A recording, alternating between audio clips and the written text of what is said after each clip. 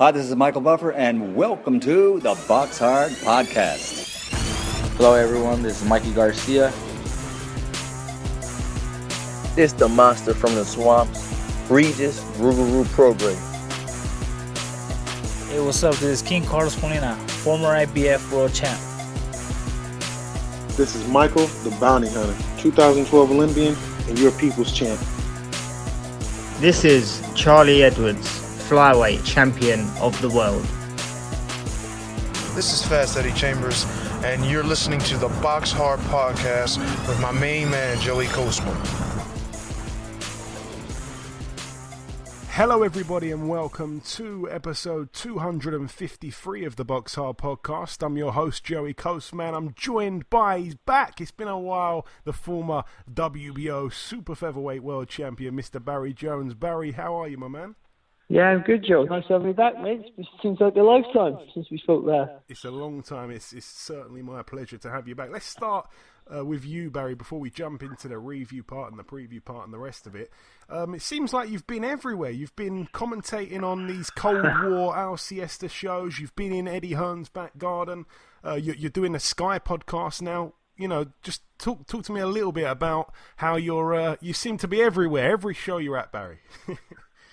I'm doing a Channel 5 show in less than 2 weeks' time as well. So I seem to be. Listen, if my bank balance reflected how much people think that how busy I am, then I would be a very happy man. But yeah, I'm freelance like a lot of guys who you see, on TV or listen to on radio.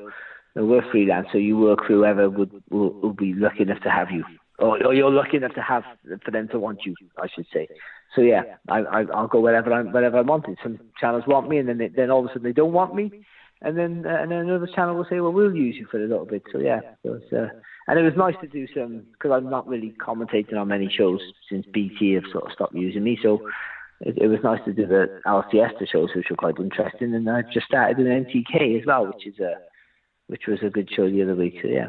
Oh, excellent. It's getting after a real long period of doing nothing, like it was for everybody. It's slowly coming back to some sort of normality, which is quite nice. And my bank manager is relatively pleased now for the first time for a long time. I'm pleased to hear this, Barry, because like I say, you're certainly one of the best pundits, analysis, whatever you want to call it, that we've got on these shows. So it's good that you're busy. I'm happy for you. Let's get into this the review part, of course, where we're going to start Matchroom Fight Camp. Last Friday, 14th of August, the bill topped by Felix Cash and Jason Wellborn. Another win for Felix Cash, obviously now 13-0, still undefeated, a defence of his Commonwealth middleweight title. Had a point deducted in round 5 for a low blow. Brave is Wellborn, Barry. We know that obviously from his challenge against Jarrett Hurd. He's a tough guy, but a good win. Yeah. A good win nonetheless for Felix Cash. I think it was a good win, and because he'd had a real before his last but one fight, Cash had looked fantastic. But I've said this already, but he's had everything his own way. So when he boxed Jack Cullen in the previous fight, that was his real first test against a guy who was coming 100% to win and would give it all. And Cullen did give it his all. But I think Cash, I really sold on Cash after that fight, because he didn't have it all his own way, but he persevered, still a class, and showed good power, good skills, and good patience in some of his work. But against Wellborn, he had a different sort of problems in front of him. He had a guy with plenty of experience. Okay, probably on the wrong end of his career. Well, certainly on the wrong end of his career. Maybe naturally a smaller guy as well, but he's been a middleweight champion, so you have to give him that credit. And so yeah, he had there was potential there to being outmanned in a situation if it was a Rogue. But Cash used that physical strength, the speed, and again, I thought he was fantastic, and he hasn't really gone under the radar as such, but he never really gets mentioned with other names as Felix Cash very often. And I guess that's a testament to his ability, because sometimes when you see a youngster who's full of promise but not sort of like setting the world alight, but he's still full of promise, you tend to just not mention his name and hope that he just disappears. And I think Cash maybe was falling into that trap, but no. Unfortunately for the middleweights around in the UK, domestically, they're going to have to take note and take heed.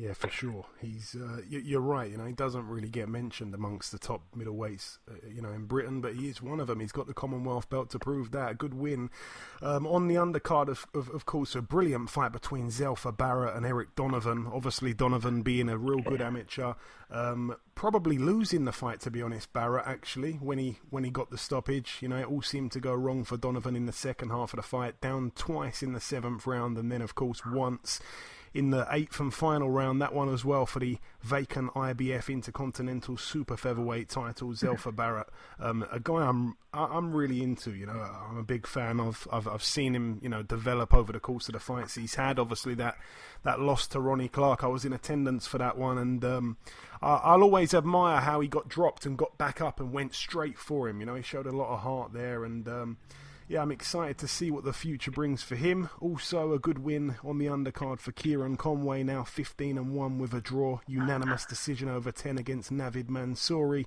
That one was for the vacant WBA Intercontinental Super Welterweight title. An upset loss, not in everyone's eyes though. A lot of people were piling the money on Rachel Ball, who pulled off the upset.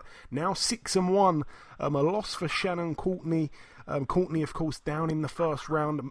Brilliant left hook from Rachel Ball. To be completely honest, it was an 8-2-minute round contest, Barry. I wasn't strictly scoring it, but I don't know. Maybe you think Ball won, was a deserved winner. I thought it was really close. They could have given it to Shannon, I felt. They could have, but I thought that Ball won the 4th, I think it was. And I think that was a round where I think Matt Macklin on commentary for Sky gave maybe the rest of the rounds to Courtney, pretty much. But I thought the 4th, except for the last one, I think, or last two, I thought the 4th round was the round where I thought Ball just nicked it. And I think that's what I gave it, just gave her the win. That's with obviously the 2-point round in the first round. Courtney won more rounds, but it was a risk. And the thing with Courtney, she does loads of good stuff and then does some terrible stuff. And that's the problem. And one of the worst things she does is stand in front. I pick Ball to win. I've been doing these preview and review shows for Sky, for these lockdown shows with Matt Macklin. And I said I fancied Ball just because of the height, and she punches long. And I don't think Ball boxed particularly good, actually. I think her box better. And that may be down to Courtney, because Courtney really hit hard. But I think she dined out on her power too much, Courtney, where she could use her box skills a bit more and be a bit more. She does this head movement, and it's good, and it works. But there's just a rhythm to it. There's no real thought behind it. She's not slipping punches. She's just doing what she does in the gym, which is not always a bad thing. But it's all about where she can throw her next punch. So I just think she didn't get found out as such, but I just think she came unstuck because of the lack of defensive adhesion, I guess. It's not know-how. She doesn't really care about defense. She's always looking to hurt you, and I understand that with power punches. But I thought she lost, to be fair. But I wouldn't have argued either way. I think it was that close a fight, and a good fight. And another. If you talk about women's boxing, people are trying to ram women's boxing down people's throats, and I think that's the wrong way about it. I think that's another good women's fight that we've seen on the trot consecutively now, after obviously, of course, the Harper Jonas fight, which was fantastic to watch. And we'll have the next week, of course, with Bassoon and Taylor. That's anywhere near as good as the first one. And I think that's important for women's boxing, not to ram it on people, so force them to like it, because then people will naturally repel. Let the boxing speak for itself. Let the boxing be so good or so competitive that gender doesn't become an issue, and that will help the women's sport grow. And that will help. It will just be boxing and not women's boxing. I think that's the important part for them, for that sport, for the women, and for the women to earn more money and be more popular. Yeah, you're 100% right, and of course, you failed to mention the Brackhouse McCaskill fight, which we'll get onto shortly. But another brilliant fight for women's boxing. But yeah, you're right. Courtney, she was battling the disadvantage of the height difference, which was crazy when I saw the pair next to each other. And to her credit, when she got dropped, she got back up and went right for Ball.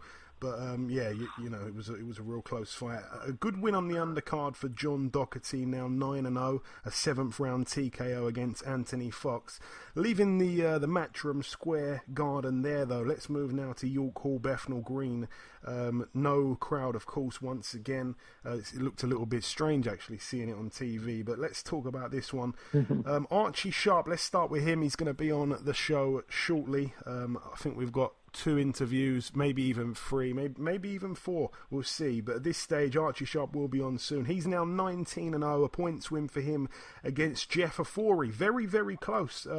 96-95, Marcus McDonald's card, the referee. That was simply because he gave a 10-10 round, you know, so just goes to show how close that one was. Jeff Ofori and Archie, though, you know, they've done tons and tons of sparring, so it's as you know, Barry, it's hard to kind of look good against a guy that knows you inside out, you know, so it was a tough learning fight. A lot of people think Ofori could have even perhaps nicked it. I don't think so.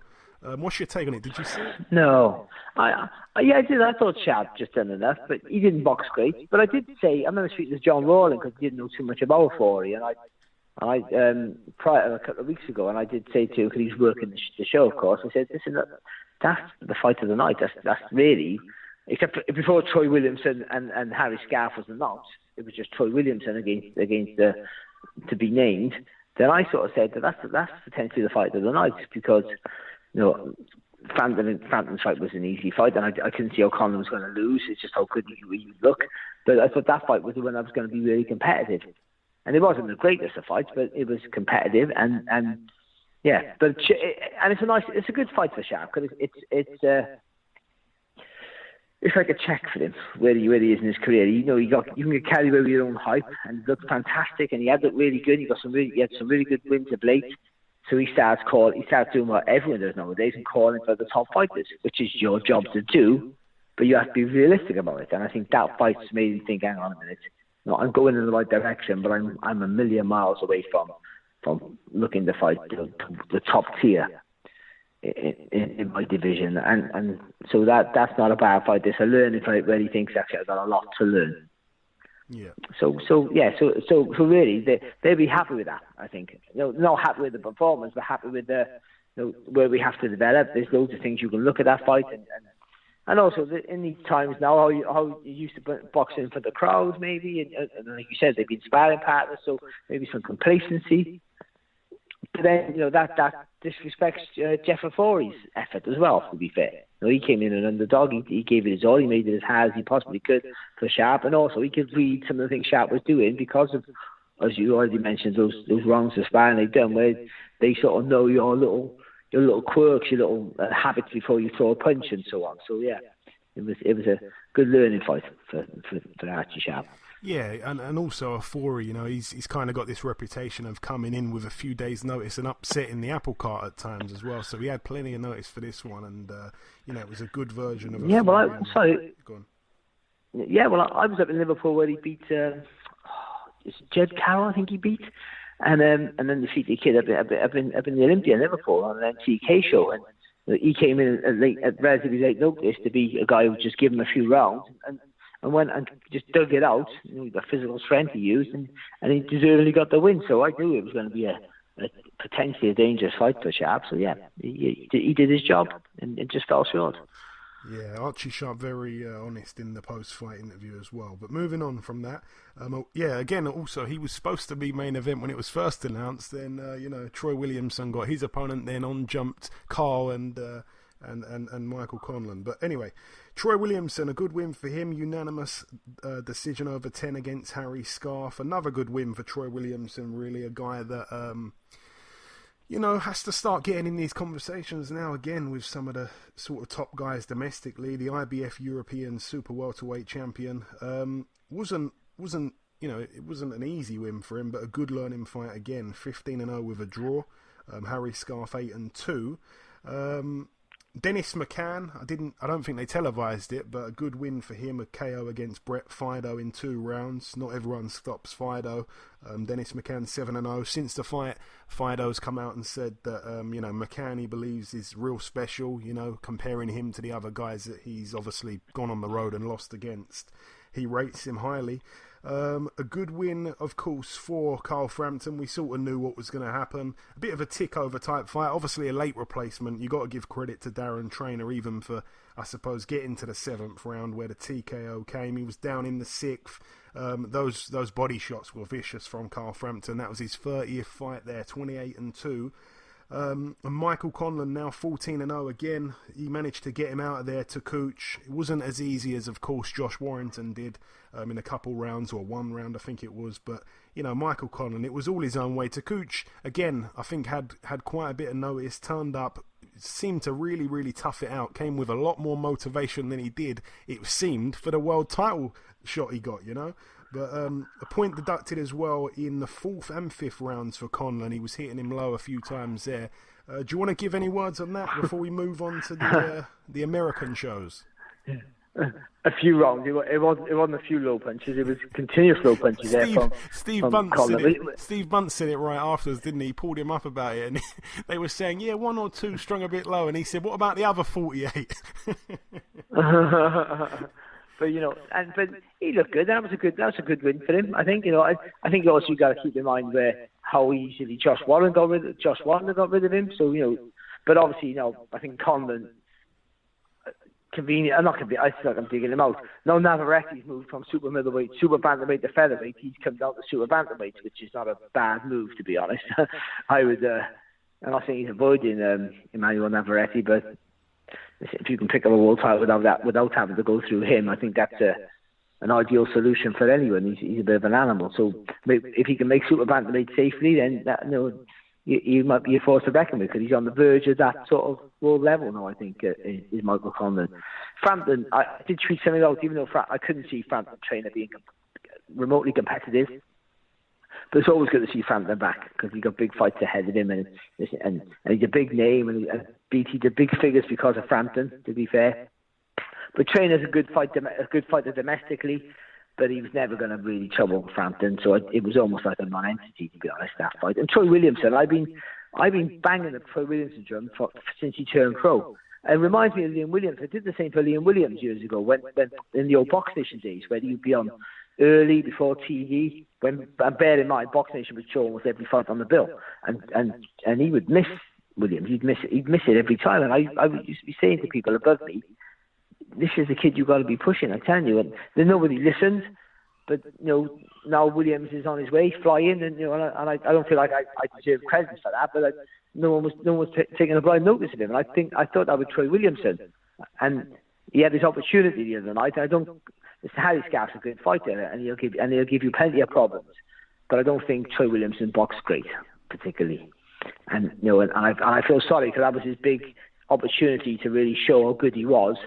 I don't think he did himself justice, and I hope that's not the last opportunity that he gets, because sometimes that can happen. They go, no, everyone's banging on about this kid, let's put him on and show what he got. And then you go, well, he wasn't that great after all. No, because obviously they'll compare what Anthony Fowler did to Scarf, and they'll go, well, he handled it a lot easier. So it'll be, the comparisons are always made. So that was his chance, and he didn't sort of take it. So I hope he gets another opportunity, because I've seen Troy Williamson really look the business. And yeah, I don't know whether it's a mental thing with him or whatever, but he needs to be on point every time he fights. I think that's important. Yeah, like Archie Sharp, I suppose, a win that you're going to really learn from. So all the best to Troy. Moving out now stateside to Connecticut. This one, I doubt you saw, Barry, to be honest. I had to stream it. Benavidez, I don't think you've seen that, did you? No, I never. Okay. No, I haven't seen any, unfortunately, no, because we haven't got the treat. No, I don't know if the zone is doing like a beta test. Yeah. So you can if you were looking at to be selected, I think you could watch them in the UK through the zones. Yeah, no, this ain't... No, not that one. Not that one, yeah. But yeah. Yeah, no, because this ain't the zone card I was just going to say. This is the PBC one. But I'll fly through it here. The Mohegan Sun Casino. Obviously, the bill topped by David Benavidez, 22-0, and Roma Alexis Angulo, 26-1. A big puncher. Angulo kind of known for obviously upsetting Anthony Sims Jr. and taking his Eddie Hearn's super light heavyweight prospect. So, obviously this one was for the vacant WBC super middleweight world title, because David Benavidez came in overweight and sacrificed the title on the scales, unfortunately.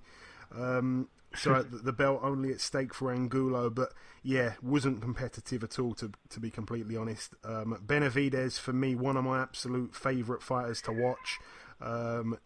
Brilliant elusiveness he showed in that fight on the weekend. He picks his shots brilliantly. He's got such an exciting style. He kind of fires from the hip.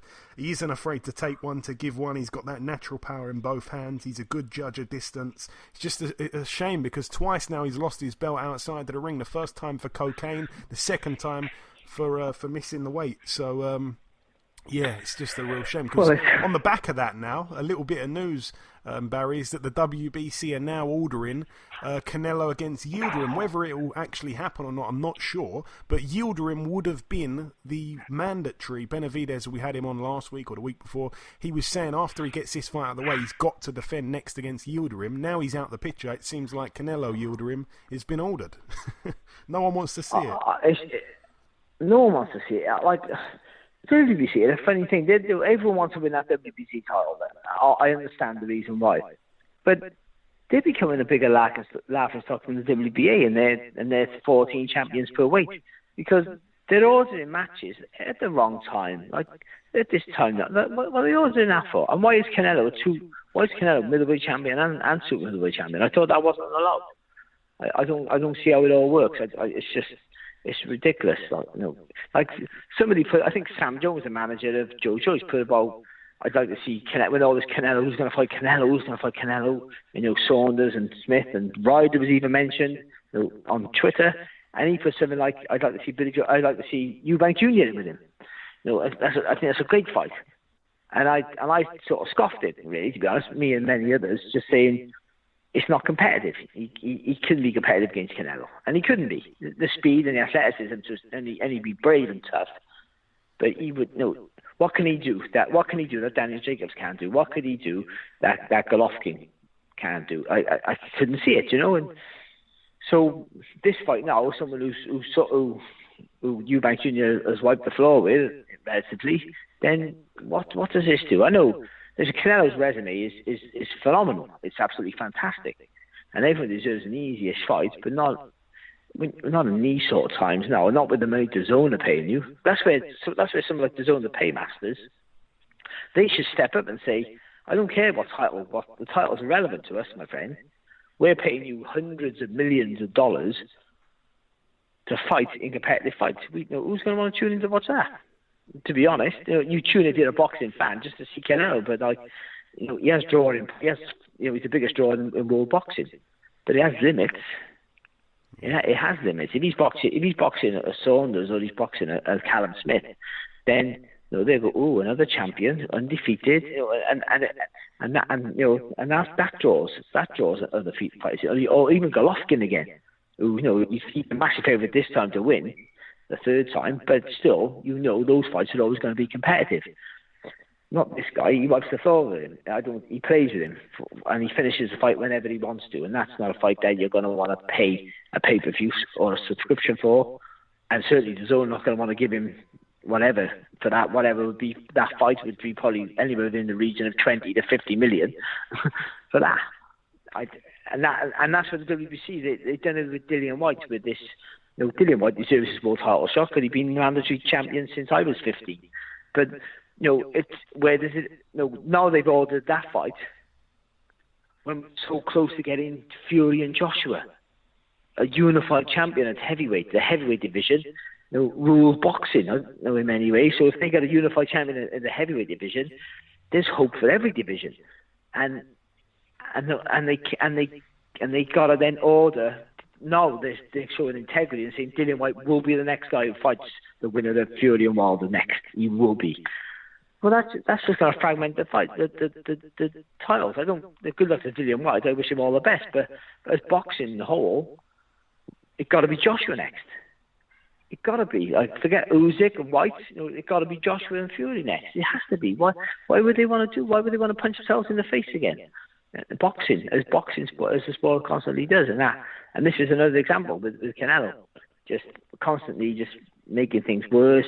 And I don't know whether they just think controversy sells, because put him in with a featherweight. Then where does it end? I'll rant about this all day. You better stop, because It's the most beautiful sport on the planet to me, but it constantly shoots itself in the face. And then you get other sports like UFC, which has no real correlation with boxing at all. It's just another combat sport. So, I don't know what judo don't pipe up or anything else, but they start saying about, well, we don't have this problem in our sport, and they don't.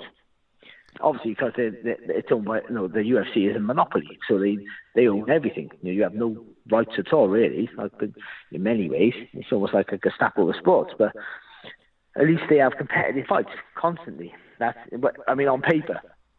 So if you deserve your chance, you get your chance. I think. So I'm not a fan of UFC. I don't watch it too much, if at all. Yeah. But at least if you deserve an opportunity, you get it. Where in boxing, that's never the case. Very rarely the case.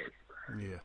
No, hopefully we don't see it. Like I said, the WBC have ordered it. Hopefully it doesn't end up getting made. And you're right, everyone wants to win that title, and they're getting worse, getting as bad as the WBA. My favourite title organisation is the WBO, and that's been the way since December 19th, 1997, Barry. Yeah, do you know what? It was my favourite as well. It was 19th, just before Christmas. It was my favourite. But that was a laughing stock to start with, and it's only a few years younger than the IBF. To be honest, people don't realise how close. It's only like 3 or 4 years apart where they were both established. So it's not a huge difference there. Yeah. But there was no need for either one of those, really. That's the problem. There shouldn't have been a need for either one of those. That's the truth, to be honest. And listen, we benefit from it. Loads of British fighters benefit from both those organisations. But the WBA is ridiculous with all those champions. Nathan Cleverley is Wales' only 2-time world champion. But is he? Because he beat a regular champion, not the super champion. Does that mean anything? It's hard. I don't know. Yes. There's people winning world titles now, and I don't know if they are genuine world champions anymore. It's almost like Kevin Mitchell put something on Facebook the other day. How will I be remembered? And he'll be remembered as being a fantastic fighter, heart on his sleeve. Give it his all, great to watch. One of the best British fighters to never win a world title. Not the best, but one of them in the conversation. But it doesn't matter that winning a world title thing now, because I think it's losing its credence, that world title, that world title tag. Look at Dillian Whyte. He's made millions. He's not winning the other world title. I think it's proven you don't need it. Yeah. It's proven you don't need it. Look at Callum Smith. He made millions from our World Boxing Super Series, or whatever it was called. And he only boxed one world-class fighter. Yeah. No, it's not his fault. He's a fantastic fighter. But what I mean is, it sort of showed he didn't need a tag. He didn't need that world title tag. He only when he boxed George Groves was the first time he boxed a world-class fighter. So and he made millions on the sport. But from just boxing, it's almost the world title is almost now a second thought, really. And I think that might be the way forward, that we go back to the old-fashioned journalists picking, like it used to be the turn of the last century, where journalists would decide who was the world champion. All right, let's get back on track. This is on track. This is a boxing discussion on a boxing podcast. I know I praise your podcast up now and then you poo-poo all my conversations. But no, just on that Benavidez card, numerous times throughout the fight, Benavidez would sort of land the combination while being stood right in front of Angulo. Then he'd take half a step back at the right time. Angulo missed with a wild hook. Then Benavidez would step right back in and unload another combination. He's got so much to like, that kid. But moving down that card, an unfortunate sort of fight really for Alontes Fox, who of course we last saw getting really battered by Liam Williams. Alontes Fox, it was a no contest after 3 rounds, an accidental head clash against Habib Ahmed, who of course was 27-1 with a draw. He'd only lost to Gilberto Ramirez for the world title, so I was really intrigued to see how that fight would play out, but we never got to see it. Fox now 26-2, of course, with a draw. The no contest doesn't count on the record, but a tough week, a tough 7 days for the Fox brothers, because his younger brother Michael Fox as well got upset last weekend. Also on the undercard there, Otto Wallin. Sorry, his brother called Michael Fox. Yeah. Oh, fantastic. Like Michael J. Fox, like Back to the Future. Yeah, I mean, it's spelt different, but you know. Fantastic. I tell you about, it's another conversation for another day, but Michael Fox, just a real quick summary, Barry. Terrible amateur, and I say that he's a friend of mine. Terrible amateur, 100 fights, 60 losses and 40 wins. He turns pro, racks up a bunch of wins, boxes the 2016 Olympic gold medalist, beats him in a pro ring. He's turned his career around in the pros. Honestly, real good, brilliant. And like Alontes Fox, you know, he towered over Williams. Michael Fox is 140 pounds, 10 stone, and he's 6'3.5", something like that. He's a giant as well, you know. So, unbelievable. Yeah. So. Freaking nature. Yep. You're 3 rounds up. You're 3 rounds up before you start. when you got that size. He always seems to be on the B side. He's had a couple dodgy decisions, including that one last weekend. He was dropped in the first round. But anyway, it's another story. He's hasn't had it all his own way. Also on this undercard, Benavidez, Otto Wallin picked up a win against Travis Kaufman, a TKO in 5 rounds. The referee stopped the contest after Kaufman injured his left shoulder. He couldn't lift up his left arm at all, and the referee just said, he literally said, you know, you can't defend yourself properly, that's it. So, he lost every round, Kaufman, unfortunately. Otto Wallin, good win, 21-1. Moving on now to Tulsa. This one was the DAZN card. Going to fly through this as well. Wins for Nikita Ababi, now 9-0, a 6-round unanimous decision for him against Jarvis Williams, who's 8-3 with a draw. Raymond Ford picked up a win against Eric Manriquez. He's now 6-0. That was unanimous over 6 rounds. Shakram Giasov now 10-0, double figures. A win for him, a KO for him in 3 rounds against Wyston Campos, who gave Josh Kelly a tricky fight. It went the distance when he boxed him. But, good win there for Giasov, 10-0, like I say. And top of the bill, Cecilia Brackhouse against Jessica McCaskill. For the WBC, WBA, IBF, WBO and IBO female welterweight titles. McCaskill moved up in weight. Of course, we've seen her lose to Katie Taylor, but she's come on leaps and bounds since then, and she's now undisputed. Unbelievable. Cecilia Brackhouse, I was supposed to have her on last week's show. It didn't quite go to plan. 36-1 now, loses all the belts, and a win here would have taken her, Barry, to... because she tied the record for the most consecutive successful defences. She tied it 25 with Joe Louis from 72 years ago. A win here would have put her one ahead of him in her own league. Wow. But she lost it at the final gallop there to McCaskill, who you've just got to give so much credit to. What an inspiration. She used to live on the street. She was homeless, turned her career around. I think she's got a couple of daughters perhaps. And what a fighter. Now the undisputed champion at welterweight, I believe, in her first fight at the weight. So it's just remarkable. So boxing is one of the very few sports that you get stories like that. People living off the streets, you literally one night can change your life. You get one night can change your career path, but literally change your life.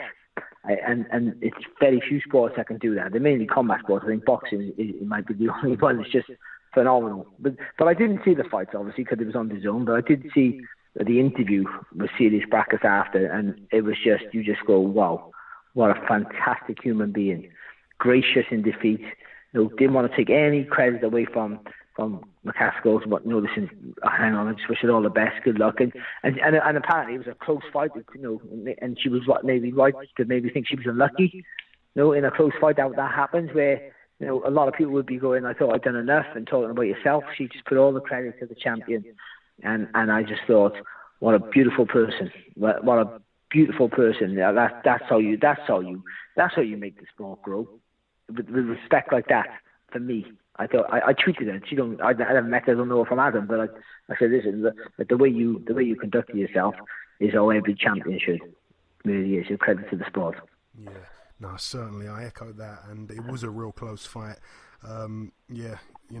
She is, I think, 39 next month though, so she is getting to the tail end. But what a champion she's been, and if she decides to fight again, then she'll have even more supporters than last time. But I'll tell you something though, Joe. I'll tell you something, mate. We're missing this Box Nation because we would have had at least one of those shows on the weekend for sure. You miss this. I know it was a laugh stock to a lot of people because the budget wasn't great, but all these fights now we don't get to see. Like you just don't get to see, and it's heartbreaking. I really miss those international comps. And I don't live stream. I can't cope. I can't do that illegal streaming stuff because it play. I tried it once a long time when it plays up and I get frustrated. Let me interrupt you and tell you this, Barry. Let me interrupt you and tell you this. I bought the Joshua Ruiz 1 pay-per-view at my house. My dad was at his house. He streamed it. And he rung me and said, my stream's just crashed. Joshua's just put Ruiz down. Is he going to knock him out? I said, what? He goes, he's just been dropped. I went, who's been dropped? He went, Joshua's just dropped Ruiz. I went, no. You're about a round behind. Ruiz has just dropped Joshua twice. It was like, that's how bad it can screw you over, Yeah. I can't do this. I can't do it. No, it's no good to me. I can't do it. I only do it if I you got to close for your research and your work, of course. Yeah, and I'll watch it when it comes on YouTube, like a week later, which I guess is still technically illegal, maybe. But if it goes on, then I see it. I'll watch it. But it's a bit of a pity. But anyway, Box Nation. You crack on, mate. I just want to interrupt you. I just want to interrupt you every sort of 5 minutes. That's all. So I like the sound of my own voice. You know that. But no, Box Nation was the reason I had Sky. It was the reason I had a TV. It was the only channel I ever watched. It's sorely missed in my household. Not so much by my missus, I don't think, but it's not. My life hasn't been the same without it. Right, that's it though for the review part of the show. Just before we wrap this up, the final thing to do is to welcome our first guest. Ladies and gentlemen, please welcome the reigning WBO European Super-Featherweight champion. It is, of course, Mr. Archie Sharp. Arch, welcome back on the show, my man. Thanks for having me on, mate. Thank you. Always a pleasure. So, Arch, we last did an interview in January, a proper interview. At that point, you believed at the time you'd be boxing in April. Of course, that fight fell through. Then we hosted a podcast together in May, which was fun. At that point, you thought you'd be boxing in July, but that also fell through. You finally have had a fight, third time lucky, a win over Jeff Ofori on points on the weekend. Tell us about it, Arch. So we picked up a win. I made a very, very close and hard night with the fight. But yeah, we got the win, we got back in the ring, and then now it's time to put that one past me and move on. And obviously Jeff Ofori, he's a good fighter. He's better than his record suggests. He's turned up on a couple of days' notice in previous fights and caused upsets more than once. He's the kind of guy who, he's always on the kind of B side, if you like, of things. But, he's better than he gets credit for. He's better than he gets respect for. But this fight in particular, he had plenty of notice. So we saw a good version of Ofori in there on Saturday night, Archie. Perhaps a better version than fans even knew existed. Exactly that. And that's why I can't take it away from Jeff. He obviously got himself in great shape. Like you say, had loads of time to prepare for the fight. But for myself, the fight never went how I wanted it to go. I never boxed nowhere near what I could box. And like I said, I made a very hard night, and I haven't even watched it back yet. I refuse to watch it back at a minute. I'll give it a week before I sit down and have a little look.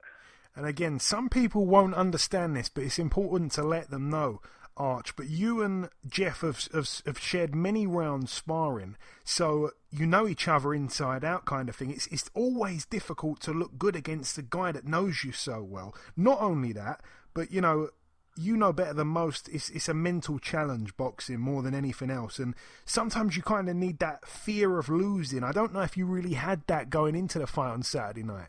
Yeah, I think you hit the nail on the head there. I don't think I had that fear of losing at all to Jeff. And to be honest, I don't feel like I've had that fear in the last couple of fights, which probably made me start looking like an ordinary fighter, if you like. That's probably what the most frustrating thing is, because I know my ability, I know how unorthodox I am, I know my skill levels, but unfortunately I haven't shown that in the last couple of fights now, which has really given me a kick up the arse, if you like, because I really need to get back to my boxing and showing my unorthodox side of things and how much of a talent I am. But like I say, the last couple of fights I haven't been able to do so. We spoke on Fight Week over the phone, and you pretty much said, Ofori doesn't really have the the boxing skills to beat me, but he is fit as a fiddle, and that seemed to really be your own sort of real worry going in. Did you try and pace yourself at times in the middle of the fight, Arch, at all? Was it playing on your mind maybe for the later rounds at all? Honestly, Joe, do you know what it is?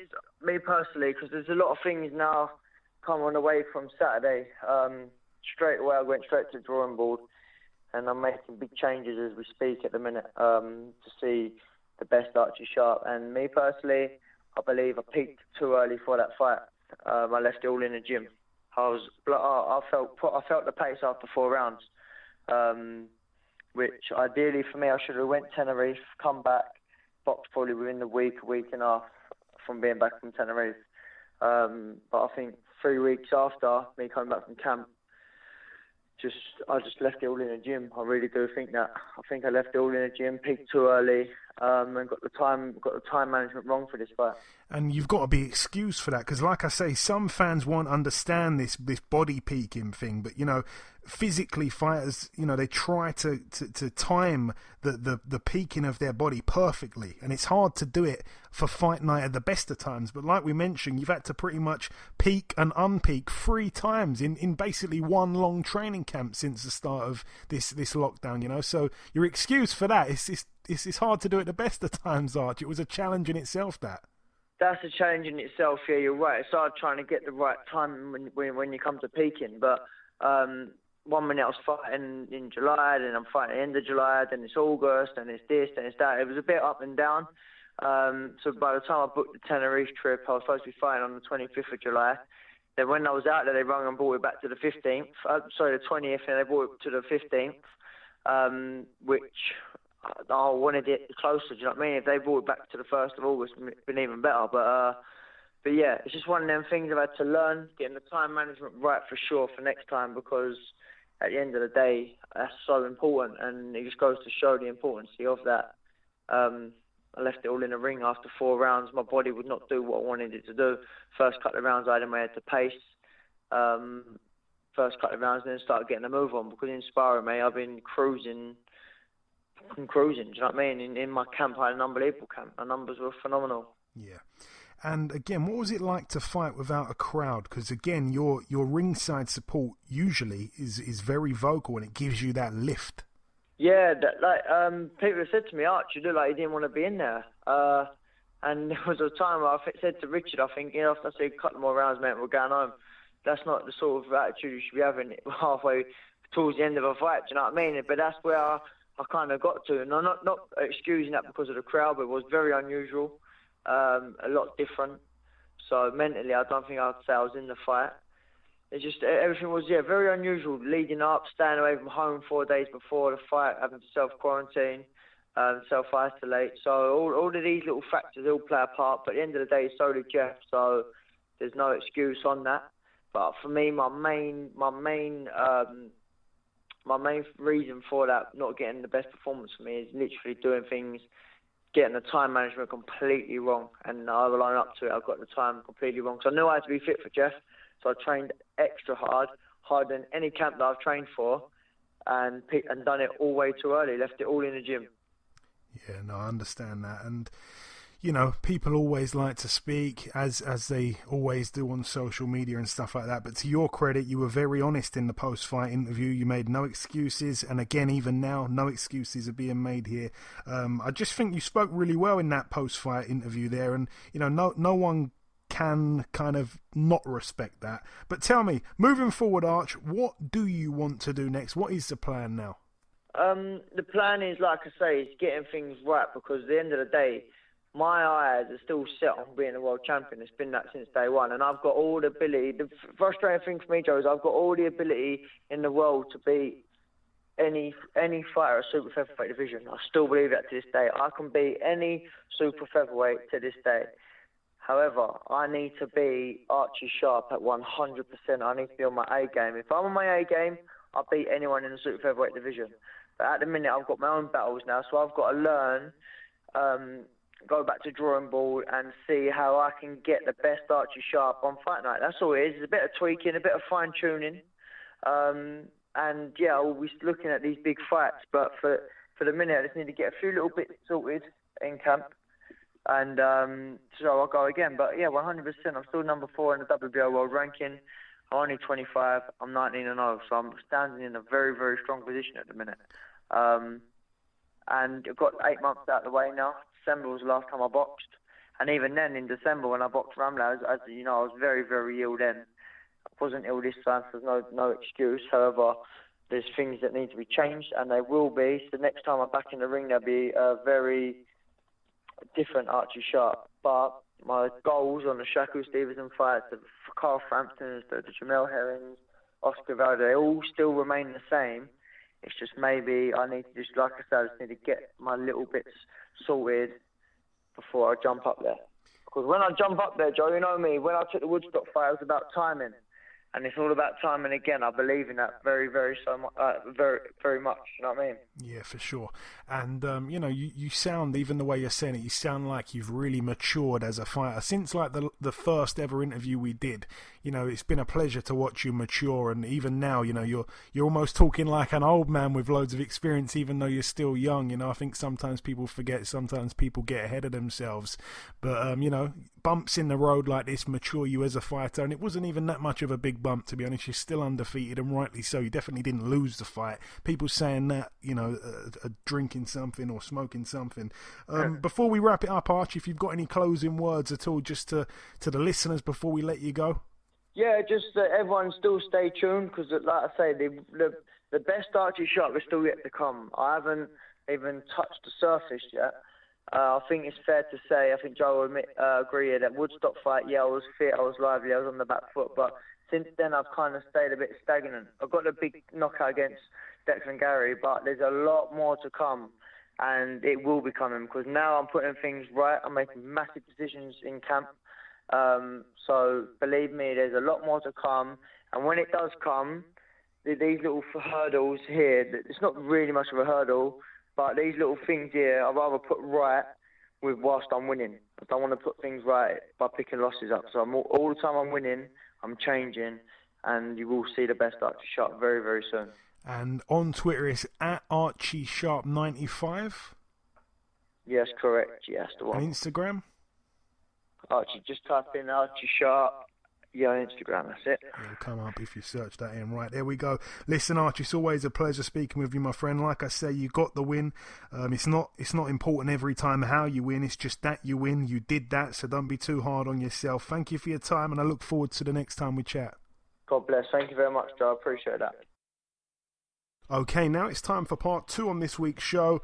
The show is pretty much like it used to be. Obviously, through the lockdown, we've kind of had one guest on rather than 2, and it's all been a bit jumbo-mumbo. It's back to normal with the review part, the guest, the news, what I'm about to do, then the preview part, then another guest it'll end on.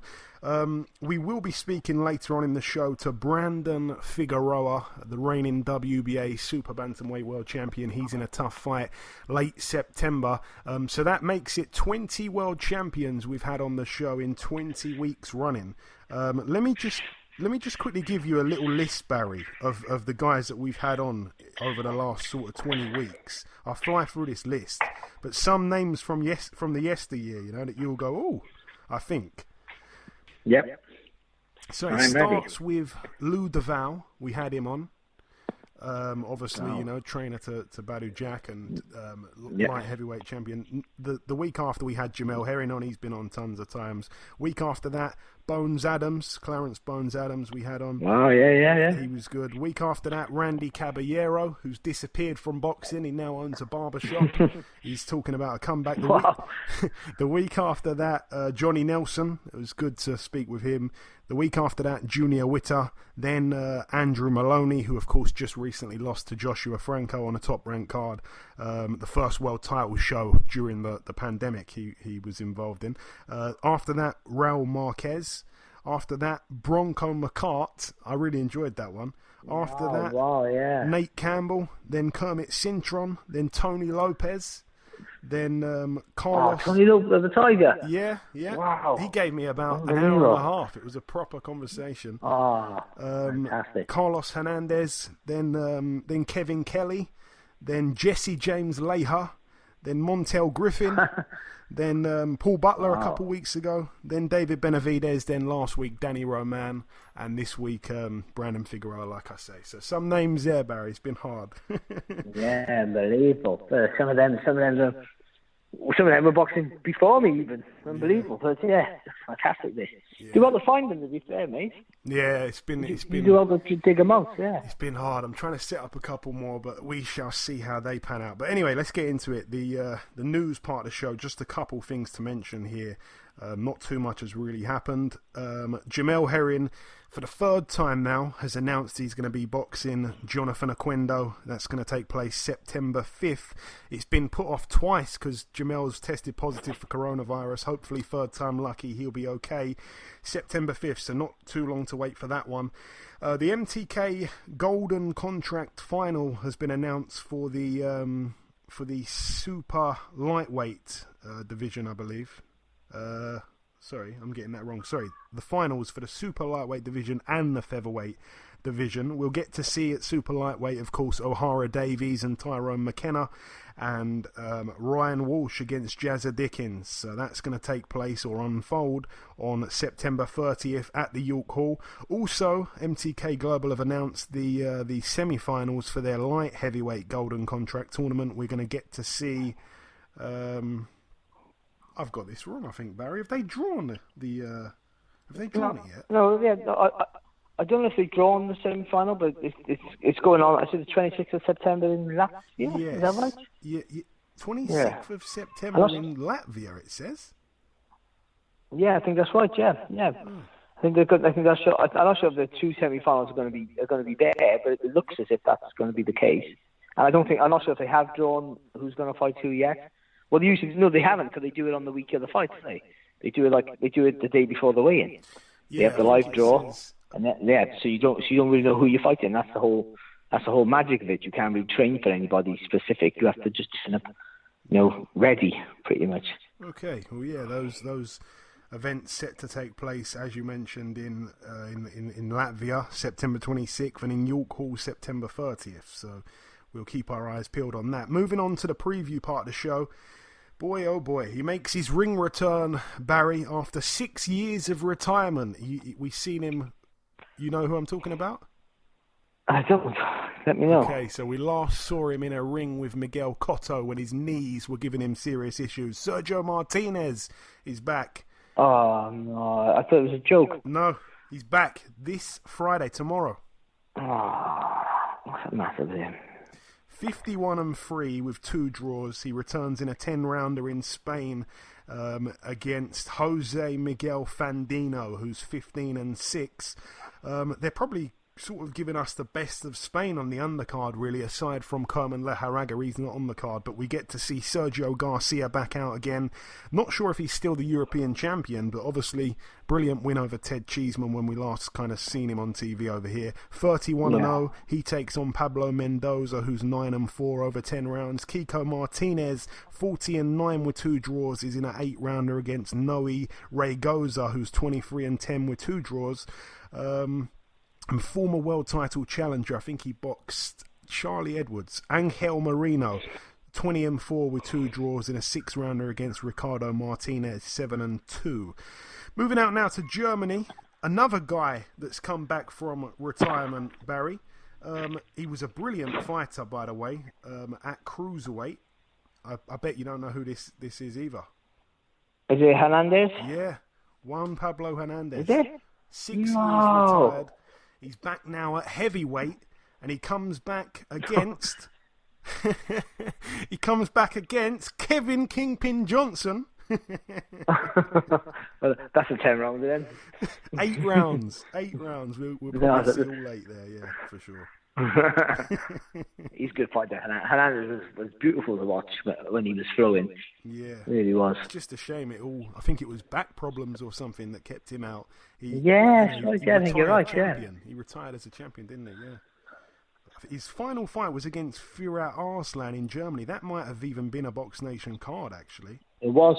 So that's why I know him so well, because we had him on a few times, those German shows for our lifeblood for a while. So yeah, I remember how beautiful he was.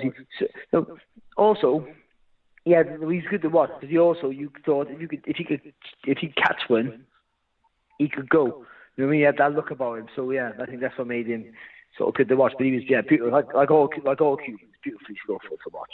Absolutely fantastic. Yeah, but coming back, the problem is coming back with all these fighters. You just tend to think it's a little bit of ego, but mainly money, and that's always the worry. Then you're fighting for the wrong things. Yeah, well, like I say, it'll be interesting to see how he comes back. 29-1, Kevin Kingpin Johnson 34-17 with a draw. Moving out to Russia, just one card to fly through. Fedor Chudanov 22-2 takes on Ronnie Ledeta, who's 17-2. But the main event, Ruslan Fafer, he's who did he lose to? I'm sure we might have seen him. Was it in a World? He lost to Tabiti over in. I was there. I worked it actually. It was in Ekaterinburg in Russia. Yeah, it was the World Boxing Super Series. Yeah, it was a quarterfinal that, wasn't it? I think it was. Yes. Yeah, so he's back against Alexei Papin, who is 11-1. He's coming off that loss to Makabu for the world title, you know. So and he gave a good showing there. I like Papin. I was actually in Russia to see that fight as well. I was on the undercard of Diaz and Kovalev. Yeah, the Makubu. Yeah, you're right. Yeah. I'm a regular in Russia, you know. But no, that's a brilliant fight there. Kind of gone under the radar a little bit in Russia. Yeah. Brilliant main event there. Moving out now to the Matchroom Fight Camp. There's, I believe, 5 fights in total on the card. We get to see Alan the Savage Babbage against Sean Del Winters. A bit of a late replacement Winters, 13-3. Tough if nothing else. I think he's up in age. I think he's in his early 40s, but he took a complete shellacking from Joseph Parker. I think it took him about 11 rounds or something to get him out of there. He just keeps coming forward. Very, very fit guy. I hope I'm not fabricating this, but I think he might have been in the military or something, so he's a tough guy through and through. But yeah, anyway, that'd be interesting. Alan Babbage, I think 3-0 with 3 KOs. Obviously, the Dillian Whyte protege. Also on the bill, brilliant fight. This one, we've been waiting for a while for it, Barry. I wasn't even sure it would actually take place. Luther Clay 13-1 against Chris Congo. Congo's the favourite with the bookies. That one's for, I'm not even going to mention the WBO Global Welterweight title. Let's forget that straight away. Luther Clay and Congo, Barry, talk to me about that. It's good. It's a good fight. It's a good fight, and and it is hard. It's hard. I think these sort of fights are what I thought these lockdown shows were going to be all about. Fighters who are not going to demand a fortune, but real competitive fights. Kids who are willing to go in the other person's backyard. But no, they sort of. I know one of them was a matchroom fight as such, but they sort of meet on neutral ground, if you like. And it's a fight that elevates either one. It really is, and it is a hard. I guess Luther Clay maybe keeps his shape a little bit better, maybe, so you'd edge him for that. But yeah, I find it's hard to pick a winner. A lot of similarities in what they do, I feel, but yeah, it's going to be I think it won't steal this. It won't steal the show because the top of the bill and the chief support are pretty good fights on paper. But yeah, I think all the other shows we've seen on both channels, that fight would have stolen the limelight. Yeah. No, brilliant fight. Thoroughly looking forward to it. Also, another brilliant fight that was added quite late. Jack Cullen 18-2 against Zach Chelly 7-1. Over 10 rounds, of course. Chelly was sort of a guy that I was really high on. He obviously beat Umar Sadiq at the Brentwood Centre. I was there for that one. I've just really liked him. Sort of. I remember him boxing. What's his name? That journeyman. I think his name's Adam Jones was the journeyman. Tough guy. Oh yeah, tough. Yeah, and he wobbled him to his boots, and I thought, wow, he's got serious power. It's real because Jones never been stopped. Yeah, and I don't think he has though. I think for me, Chelly, I think he's on whack because he throws everything to every shot. He doesn't box like Eubank Jr., but he reminds me of Eubank Jr. When you watch him at a lower level, you go, like with Eubank Jr., when he first came on the scene, he looked like the biggest punch you've ever seen in your life.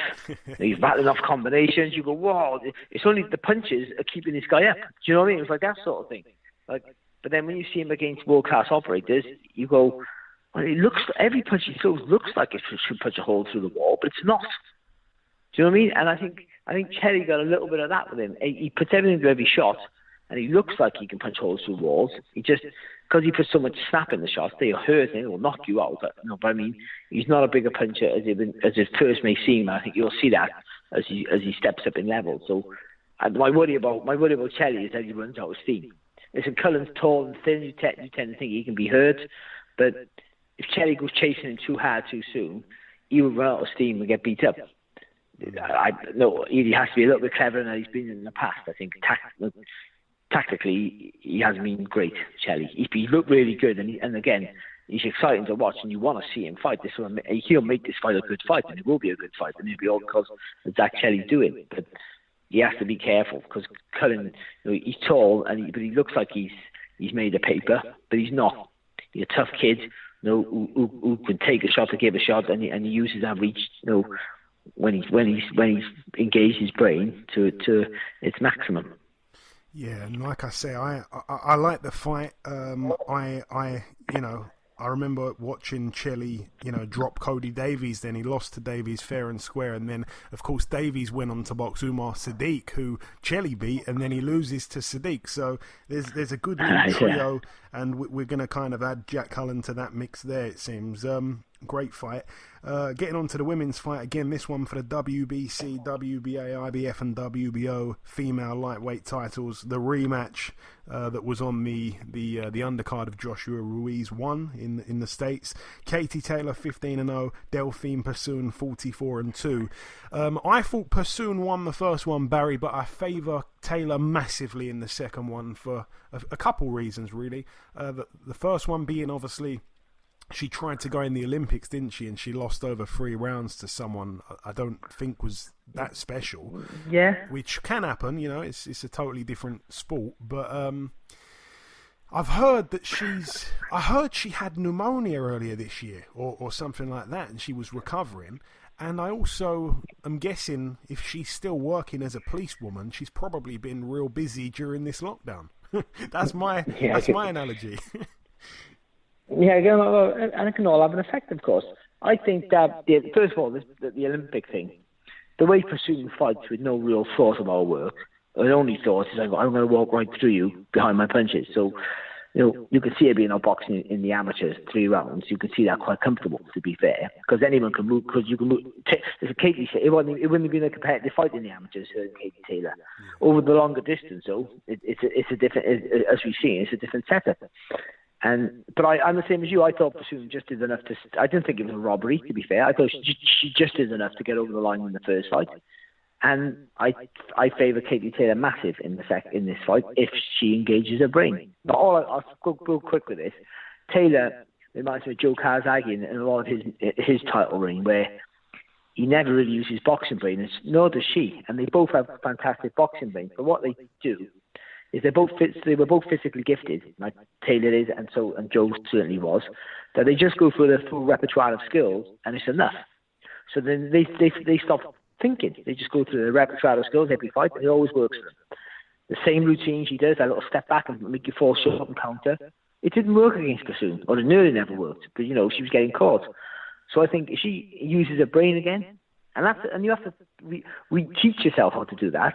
She does that, and she starts spinning off at angles closer to the body, and Persoon has to chase her, and you make Persoon think where she doesn't think. That will tire her out. Thinking and having to move your body in a different way really drains your energy, and if Persoon has to do that, then I think Taylor can put on a bit of a masterclass. But if she can't, and she goes through the same routines as last time, she might still get over the line, but it will be another grueling, real torrid affair. Which I hope it is, because I want to see the same fight as we've seen the first time, because it was great to watch. So I have no horse in the race. So I want to see that dogfight again, because it was fantastic to watch. Really good TV, and for us fans, we hope Taylor leaves her brain at home. But for any Taylor fans and for Taylor's camp, then she has to use that brain, use the angles, and make Persoon keep her and make her think, and she'll panic and she'll run out of steam.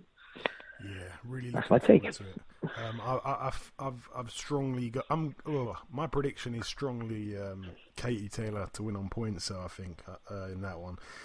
And then the main event, Barry, Dillian Whyte 27-1 against Alexander Povetkin 35-2 with a draw. It's for the obviously Dillian Whyte's interim WBC title and the vacant WBC Diamond belt, which I know you're going to love. But it's a brilliant fight, Barry. The fact that it's taking place in Eddie's back garden as well is excellent. We're not really. It's the first real kind of super fight, if we're being honest. I know it's not for a genuine world title, but in my eyes anyway, it's the best fight we've seen. Two big names, heavyweight division, so much on the line, especially for Dillian Whyte. I'm a huge fan of this fight. I think it's very risky. It's another one of about 7 risky fights Dillian's had in a row now. Yeah. And I've got to give him so much credit for taking it. Michael Hunter thinks that Povetkin's going to win. I think Dillian Whyte on points. How do you see it? I think Dillian Whyte. I don't think Povetkin has the same legs as he had when he boxed Joshua. Even then, he was slowing down. I think he's a good fighter. He has a small. He's not the tallest, but he uses that lack of height to his advantage. He dips to his left, and that's where he gets the power from, because he engages the legs, and when he jumps into that left hook, and sometimes he'll dip to the same side, but he'll throw that right hand over the top. So he has you thinking all the time. He slips inside punches quite confidently and puts you under pressure with the front foot. There's lots of things he does right. But if Dillian can keep moving to his right, you can block that. You can block that left hook and fire back. Just keep away from the right hand, because Dillian drops his left hand quite low quite often, as most heavyweights do in this era. Then I think, and if he starts with a high pace, but he's disciplined in his work as well, that's important, the discipline, then I don't think Povetkin can stay with him. That's I think. But if Povetkin can be economical but effective, then Dillian will be the one who's looking for a rest after 8 rounds. So we've seen Dillian in fights before that sort of panic a little bit. But again, I'm with you. I think he wins, and I would sort of favour points, but I wouldn't be shocked if he all of a sudden, Povetkin went in, jumped in with one of the left hooks to finish Dillian off, and Dillian did a half a lean back with his left hook and catches him on with his feet off the floor, knocks him out. I could see that happening quite clearly. What Dillian will do, if he hurts you, he will finish you. He goes all out. He literally, I don't want to sound like Tunde Ajay, but he empties the tank. He really does. He commits himself to that to getting you out there, and that's why the fans love to watch him, because he's that sort of fighter then, and he will be in trouble if he doesn't get you out after that, because he'll have no energy there. And again, but it's another fight that he's going to have to take. He could have sat home waiting for his world title shot. I know he's getting massively compensated for it, so let's not feel sorry for him at all. But the man's in millions already without having a sniff of a world title shot, which is just an unbelievable position to be in. But once you've earned that money, you're in it for the glory, aren't you? And to be fair, like, I don't know Dillian well, but I've known him since his first problem he had with a prescription drug or a drug over the counter. That was a real misunderstanding the first time he had a problem with drug tests in Britain, when he got banned for something he bought in Holland and Barrett or something silly like that. It was at the time, to be fair, to his credit. But he wants to be a champion. He loves to fight. He loves to fight. You can see it in him. A lot of people say it and don't mean it, but he does. He loves to scrap, which could be his undoing at times. But in this fight, I don't think so. I think he's got Povetkin. It's a risky fight, but I think he's got Povetkin at the right time, and I think it'll just help him cement his stature and his position now for getting his deserved mandatory shot. Which I know I moaned and groaned about at the beginning of the show, but he still deserves it. No, he but definitely he deserved it. He deserved it a year ago as well, mine. So yeah, it'll be a good scrap, and I think it's a good bill all the way from top to bottom. Gotta be honest. Yeah, it is. But definitely looking forward to it. So many different kind of things you can pick at. Is he getting Povetkin at the right time? Is Povetkin getting Dillian at the right time? In terms that he didn't look in great shape in Saudi. He's trained like a war horse in Portugal. He's been locked away. He's with a new trainer now in Xavier Miller, who not a lot of people know. I know him quite well actually. I've known him from before he trained Dillian, but. There's a lot of changes in Dillian's camp, if you like, and body physique and everything by the looks of things. So very, very interesting fight. I can't downplay it in any way. Moving out now to the production studio. Just going to fly through these in Redditch here. Channel 5 on Saturday. Good to see Mick Hennessy back on Channel 5. Topping the bill, Shakan Pitters, 13-0 against Chad Sugden, who is 11-1 with a draw. That draw, of course, came in his last fight, December last year, against Craig Richards. A real strange performance from Richards. That one there for the British light heavyweight title. A return to the ring for Isaac Chamberlain, 10-1, going in against Anthony Woolery. It's almost 2 years since Chamberlain's been in the ring. Anthony Woolery, 2-2. Not going to offer much really for Isaac Chamberlain. Mick Hennessy Jr. also on the card, 3-0 with a draw. He takes on Tom Brennan, who's 1-1. Moving out now to the bubble in the MGM Grand Las Vegas. On the undercard, we get to see Rob Brandt, former world champion, 25-2. He's in a 10-rounder against Vitaly Kopelenko, who's 28-2. Top of the bill, though. A fun fight. Going to probably have to talk about this for a minute here, Barry. Alida Alvarez, 25-1, former world champion. This is definitely not going the distance, I don't think anyway, against Joe Smith Jr. I really like Joe Smith Jr. He can punch like a mule kicks. 12 rounds. Does it go 12, Barry? I'm not quite sure. I don't think so. I think it's Alvarez fight to lose. I think Smith's not the hardest target to find, of course, but they both got good wins. Obviously, Smith beat Bernard Hopkins, didn't he, a while back, and obviously Alvarez beating Kovalev, of course, but obviously, Kovalev got his revenge, but it's a good little fight. It's a fun fight, isn't it? That's what, again, with the lack of crowd, lack of atmosphere, you need these sort of fights where they won't matter after a couple of rounds where they are. These two will end up going for each other.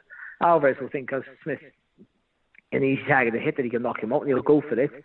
And I think he'll oblige throwing back himself there. So yes, it's a cracking little fight. I've got to say, you missed out the bill. This Sunday afternoon on IFL TV, the MTK got a live show from Kazakhstan. Tell me about it. Sorry. You probably didn't know about. Well, there's a load of Kazakh fighters. I couldn't even pronounce. I'll be doing the comms with Alex Freeman, but I can't pronounce their names. Oh. It's going to take me 4 or 5 days to get their names right, and I'll get them all wrong all Sunday afternoon. So. Yeah, watch your IFL and just criticise me on my pronunciation of all these fighters. Yeah, but there's some good. If you have a look, there's some good fighters on the bill. The debutants boxing kids who are like 5-1 and 4-0 and things like that. So it's they don't mess around over there because they got such amateur experience. They just chuck them in straight away. It's literally like sink or swim. They don't care. They're ruthless in places like that. You're either good or you're not good. If you're good, prove it. Well, we've seen it with the guys who won medals in Olympics and World Championships who were boxing for world titles in their 4th, 5th, 6th, 10th fights. So, they do that all the way through the board. It's really good. So it should be a good night, hopefully, or good afternoon. So it's a Sunday afternoon of boxing to complement all the other big shows we've got surrounding it. So yeah, boxing is everywhere at the minute. You can't turn on the TV without seeing boxing. Yeah, this weekend, full of it. Yeah. But no, really looking forward to that Alvarez-Smith fight. Smith's almost like he's like the American. I don't want to disrespect Callum Johnson, but I see them guys as like, who needs them? Like they both punch. Yeah. Johnson's obviously got way more pedigree, but moving on, I just like the story for Joe Smith Jr. I think he was like a builder or something. He turned to boxing and he beat Bernard. He knocked him out the ring. Bernard landed on his head and then said his ankle was hurt. But we'll leave that there. Next Wednesday, just going to quickly preview this because by the time we record the show next week, the fight would have took place. But a fight that takes place at the Queensland Country Bank Stadium. Tim Tszyu, son of you know who, takes on Jeff Horn over 10 rounds. interesting fight that. Tim Tszew's a big favourite, which I was quite surprised to see. You know, I haven't seen much of him. I know he's supposed to be real good, but Jeff Horn, I don't know. That's not going to be easy. Jeff Horn is a tough guy, you know. Well, Jeff Horn's one of those fighters. When you watch him, you would go, I could beat him. Yeah. Because he does nothing. He does nothing great. There's nothing great. Nothing that you go. That's he's what a bit Gary like me. Corcoran He punch a bit like me. Gary Corcoran. Yeah, but he's a bit like me.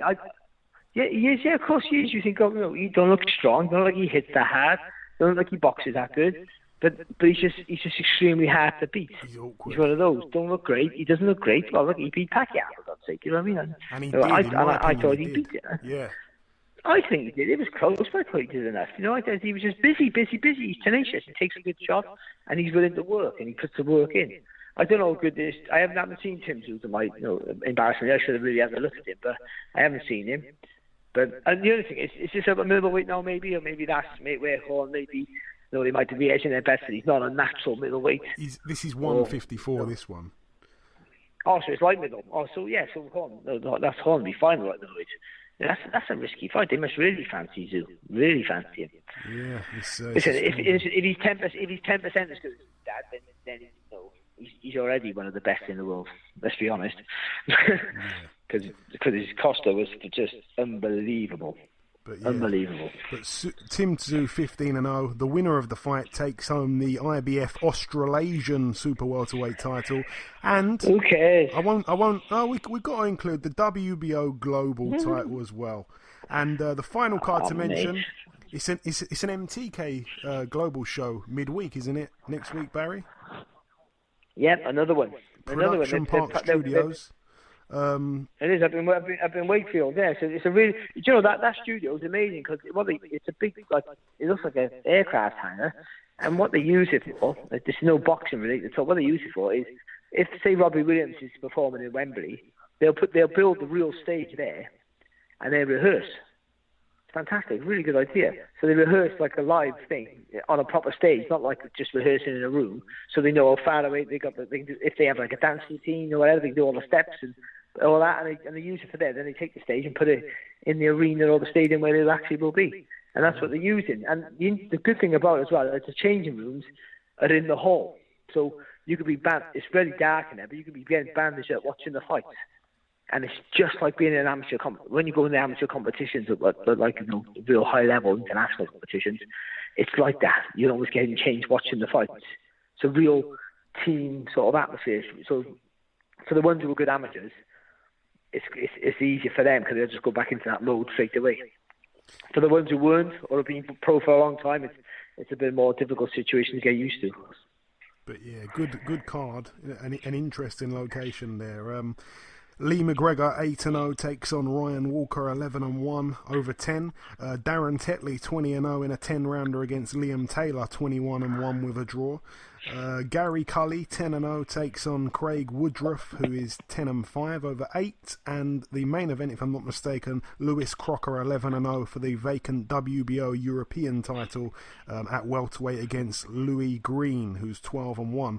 That's the thing. I'm just going to finish on this, Barry. The thing with MTK is I'm not just saying this, I've got no reason to just say this, but they match their fighters tough, they bring us 50-50 fights a hell of a lot of the time. They never used to.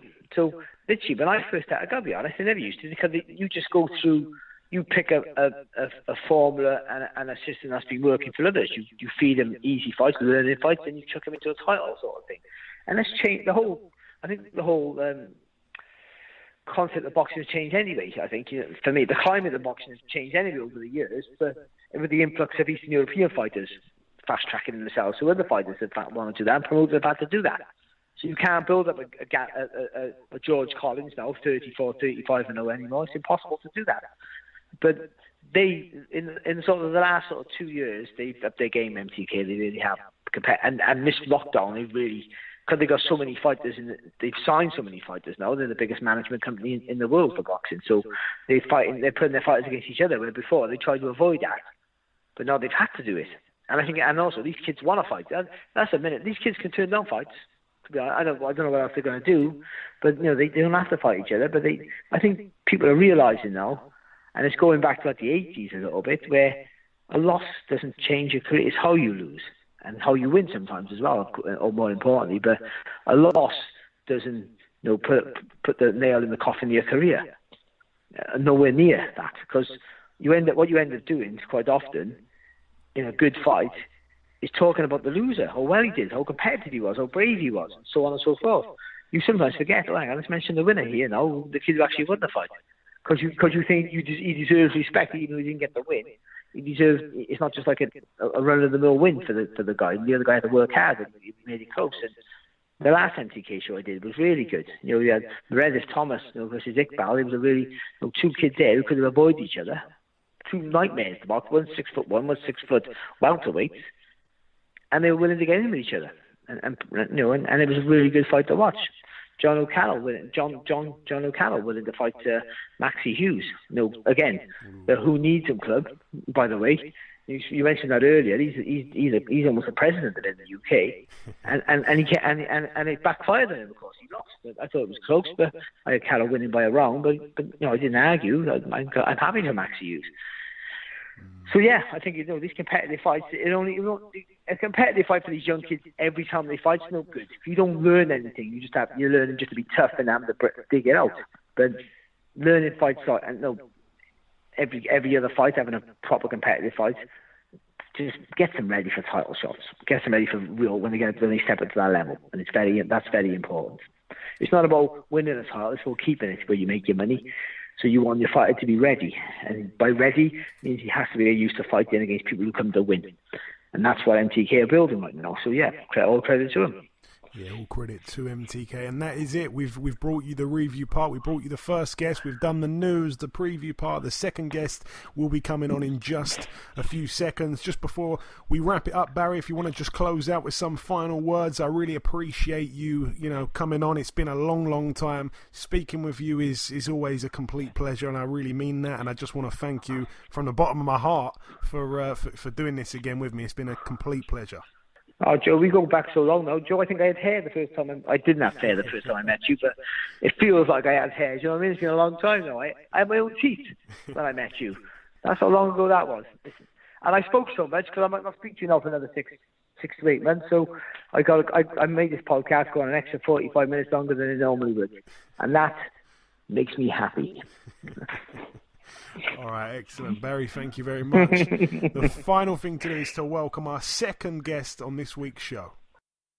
Ladies and gentlemen, please welcome the reigning WBA Super-Bantamweight World Champion and our third-rated best young fighter under the age of 25 throughout the year of 2019. It is, of course, Mr. Brandon Figueroa. Brandon, welcome back on the show, my friend.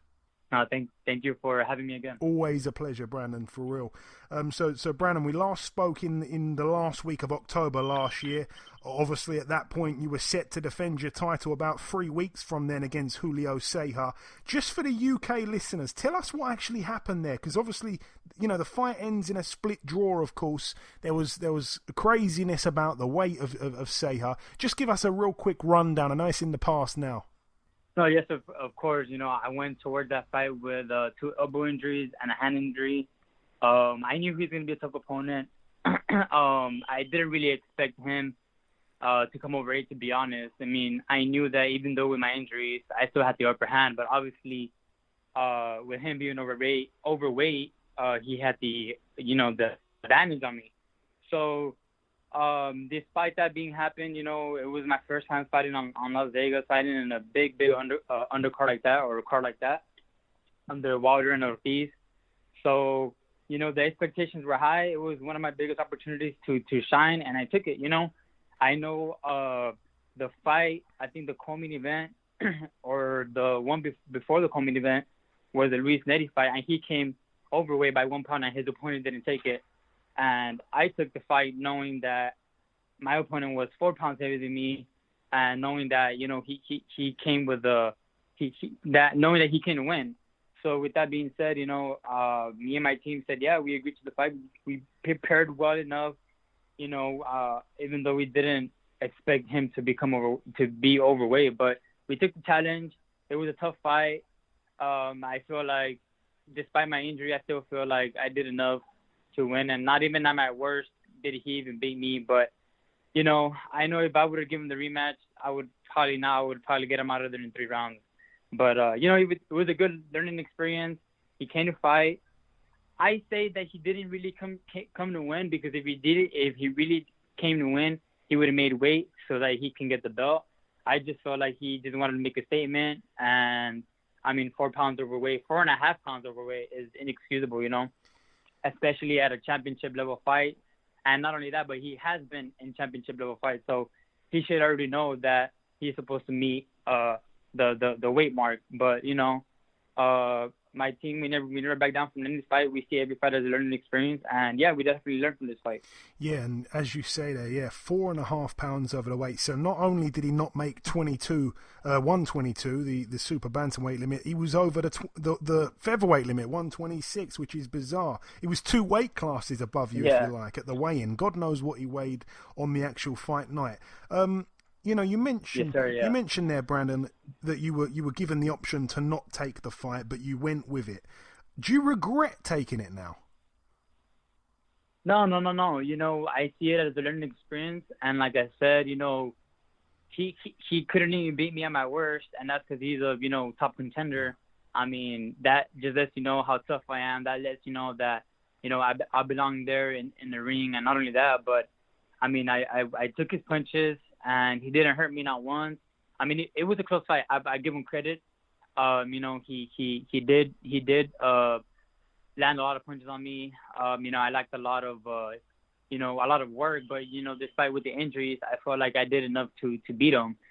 And like I said, I feel like whatever doesn't kill you makes you stronger. And definitely, I feel like that's just gonna make me stronger in every way, mentally, physically. And just overall as a fighter. I know a lot of people see it a different way. A lot of people see it like one of my worst performing fights. But, if people were to understand what I went through my training camp, only sparring once in my whole training camp, only hitting the bag 4 rounds out of the whole training camp, when I'm used to, sparring 10, 12 rounds and sparring maybe 2-3 times a week. But, we never say no to any fight. That's one thing about our mentality. And I feel like my mentality is going to take me more than a lot of fighters that pick and choose their fights. I know it's being smart about your longevity, but I don't care, man. I just want to fight. I like to get in there and rough it up. I know as a young fighter, I still have a lot to learn, and I'm barely 23. God knows what he has in store for me when I'm 25, 26, 27. But definitely I know I have what it takes to become an elite fighter, world class fighter. And I know my last fight wasn't the best performing fight, but, I'm back now. No injuries. Nothing to hold me back. And I feel amazing. I feel in probably one of the best shapes in my life. And I feel like September 26th, I will showcase that. And I'm really excited for that. I know that you obviously firmly feel that if, by the way, Ceja had boiled down and lost the weight and made the weight, he wouldn't have been as tough on the night. You'd have won. I know you believe that. I believe that too. Let me ask you, Brandon, obviously this lockdown and stuff, what have you been up to during the quarantine? What's kept you busy? I thank God I have my own private gym here in my city. So, obviously I have held back a lot of my career opportunities. For example, I was supposed to fight May, and they got pushed back down to September now. But, the way I see it is you got to take the good from the bad, and the way I see it is more preparation time for me. I've recovered from my injuries, the physical therapy and all that, and, just resting and making sure that my body is well rested for my training camps. And I've been training since June, so definitely, I've been waiting. I've been hungry. I've been, just waiting to let these hands go and show everybody that, nothing's gonna hold me back, and that I belong in the, I know I came out in the ESPN top 25 under 25 year old rankings, and I gotta prove not only to people but to myself that, I belong in that world class level. Yeah, you certainly do. And you mentioned there, you're feeling in great shape. You've been training for a long time now. Have you been able to get good sparring in? Oh, yes, sir. Yeah, there's a lot of really good fighters here in the Valley where I'm from. And, I've been trying to stay safe. making sure I don't get COVID and all this stuff going on. But I've been doing the best to stay in shape and stay safe at the same time. And before I kind of get on to your fight that you mentioned, you touched on September 26th, I've always got to ask you this question. How's your brother Omar? Any news with him? What's next for him? Yeah, he's definitely getting back to work. He's getting busy with it too. I know, he sees me grinding, and I know he misses it as well. So, I know I think he said he wants to fight by 2021. Right now, he's just maintaining himself, staying consistent, staying busy. The same thing that I do is, staying busy, staying ready so that I don't have to get ready when a fight is brought to me. So, yeah, he's definitely getting ready. And, yeah, Team Figueroa is always ready to give a show and give the fans a great boxing show, get the fans what they want. Yeah, and we love watching you both fight. So your next fight has been announced, like you said. It will take place on this Charlo undercard, September 26th in Connecticut, live on Showtime pay-per-view. The whole card of boxing, by the way, is absolutely mouth-watering. It's a brilliant card. Obviously, you'll be defending your title against Damien Vazquez, who boasts a record of 15-1 with one draw. Do you know much about Damien, Brandon? Not really, I know that he's a little slick boxer. I know he doesn't really have power or anything like that. So we're gonna take the fight to him. I know I'm the biggest, strong guy. I've been sparring guys that are 160, 155 pounders. Wow. And I put the pressure on them, and I do good. I feel strong, physically, mentally, and everything that it takes to get him out of there in 3-4 rounds. I know that I think he made a comment saying that he was going to go toe-to-toe with me, and, I laughed because that's my game plan. That's my game plan, and I feel like once he feels my power, he's not going to want to go toe-to-toe with me. I guarantee you that. Yeah, if you're listening, Damien, do not go toe-to-toe with Brandon. Even I advise you that. Your 2019, Brandon, was the best year of your career, obviously, whereas Damien's 2019 was probably the worst of his career. That's where both his loss and his draw happened. He lost unanimously over 8 rounds to former world champion Juan Carlos Payano. No shame in that. A good fighter, Payano, who's also on the undercard as well, September 26th against Daniel Roman. And then obviously the draw with Josu Morales over 6 rounds. Morales only had that record of 9-10 with 3 draws, which does seem a bit odd. But other than that, Vazquez he's a dangerous fighter. He's in the top 15 with the WBA. He's better than, if you have a look at his record, you might think he's not so good. He's actually a good fighter, though. Yeah, we're not gonna discredit him from anything. I've been training hard. Like if I'm going in there against, one of the best fighters, that's how I always prepare myself in these fights. But I know once he feels my power, just like any of my other opponents, they underestimate me. They underestimate because of my physique or my pretty face. But I know once I get in there, once I rough him up, once I hit him with those body shots, I know he's gonna feel them. He's gonna feel them definitely. Especially now that I don't have any injuries to hold me back, and I feel like I've gotten even stronger than before. So I know it's just a moment of just for him to feel my power, and I feel like I'm just gonna put the pressure on him and just keep throwing punches. One of the best arsenal of my pedigree is just throw a lot of punches, combinations, body shots, punches from my angle. So, I'm ready to get in there and mix it up. And like I say, we are very, very excited for that whole night. Just before we kind of wrap it up, Brandon, anything else going on at all? Any other interesting things going on before we let you go? No, sir. Just working right hard. Now, like I said, coronavirus has really just stopped everything in its tracks. I know once this fight is over, I'm trying to build a gym here, probably one of the best gyms here in the Valley. And not only that, but just invest my money and be smart with my money. I know that hopefully after this fight, everything comes out good. I come out clean. I'm ready to fight again. I've been hungry. I've been, we've been staying in contact with Mr. Al-Heyman, and he knows that, I couldn't fight. He knows that I prepare myself at 100%. And, I'm just 23. Like I said, I'm a young fighter, and I feel like, I'm only going to get better from here. And just finally, Brandon, if you've got any closing message just to your UK supporters over here, like I say, lots and lots of people over here love seeing you fight. It's always all action with the Figueroas, but you're very exciting. What's your message to your UK supporters? Love that. I appreciate all of my fans, of course. I know you guys love seeing, that Mexican style, that amazing, fight. I know a lot of people don't have that. I see a lot of fighters don't have just that, where it's all action packed, punches from my angles, punches, body shots, uppercuts, hooks, you get everything. It's all in one. So I appreciate all my UK fans. I appreciate you for this interview. I know that I've been busy here, trying to work everything out here at home with the coronavirus. Because I know here in the Valley, it was actually, there's a bunch of cases. It got really bad here. But I think, God willing, it's under control. But yeah, I'm ready to go. Tell my UK fans I'm ready to go. I'm ready to give you guys a show. And yeah, let's get it. And thank you guys for watching. And hopefully you guys tune in to it's actually going to be my first pay-per-view.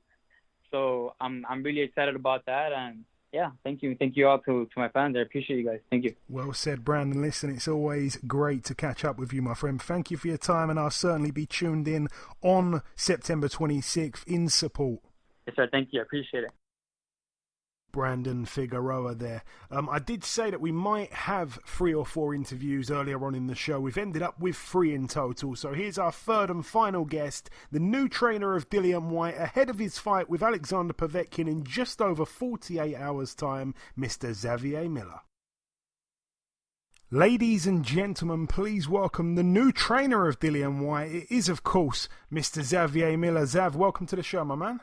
Oh, thank you for having me, man. Absolutely my pleasure, Zav. Good to speak to you. So tell us or tell our listeners, I should say, just a little bit about you and obviously Dillian starting a working relationship, because not many people will know this, but obviously at one stage you were part of Derek Chisora's camp for a long time. Oh, yeah. I mean, as soon as a lot of it, it's a long story, but I've got a very close relationship with Don Charles. So I've always been in and around well-established fighters. Don really looked after me. He's been like a mentor, and he prepared me to be at this level. So I owe a lot to him. He understands my story. He knows how I got started in boxing, and it's been a long journey. And we're here now. And of course, Dillian and Mark Tibbs, obviously they split while Dillian was locked down in Portugal. You then had to fly out there. What was the facility like out there? It's obviously not, your usual surroundings. What was it like out there, Zev? No, that's not actually what happened. Oh, okay. Dillian actually called me.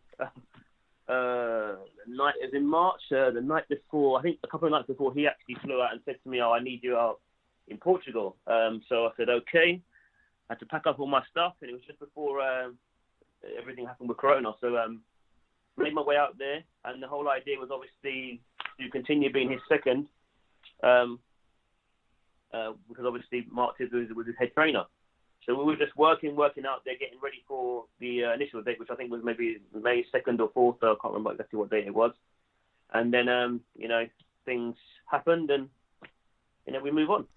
And I want to ask you this, Zev, because obviously it's a huge fight. It's another risky one for Dillian. Was Dillian able to get, good enough sparring in? Because that's my only worry. You don't have to worry in that respect. Yeah, he's had very, very good sparring. I even brought one of my guys out there to spar with Dillian as well. So Dillian's had a very good camp. I mean, it's never easy to relocate, have to set everything up and basically just set up camp and be just stuck and settled in one place. But everybody's made the effort to get out there. Strength and conditioning team was out there. I'm not sure how many members in total actually end up flying out to Portugal. Maybe around the 18 to 20 figure. Wow. So he had his whole team out there. So there's no issues in that respect. Honestly, it's been a very good camp. Excellent to hear. Under the circumstances, very good. Yeah, excellent to hear. Also, again, for those that don't know, like I say, or like you said, you were almost mentored by Don Charles. You've been part of that setup down there. for a long time. Just again, for those that don't know, which other fighters are you currently training, Zav? Because I know you had a bunch of guys, obviously fighting on Steve Goodwin's cards. What are some of the other guys that you train? I've got so many fighters. I suppose out of respect for the conversation, it's better to talk about the guys that have either won titles recently or about to fight for titles. They would be Kay Prosper. He's the current English champion, just defended his belt in March. I've also got a very good kid called Super Yusuf Kamari. Dillian's taken a real liking to him, and now he's going to manage Yusuf. So he'll be he should be on a matchroom show soon, probably in the next month or couple of months. I've also got another kid called Super-Featherweight called Dennis Wahome, Dennis the Menace. Super-Featherweight, he's about to challenge for the English title. I've got a lot of fighters.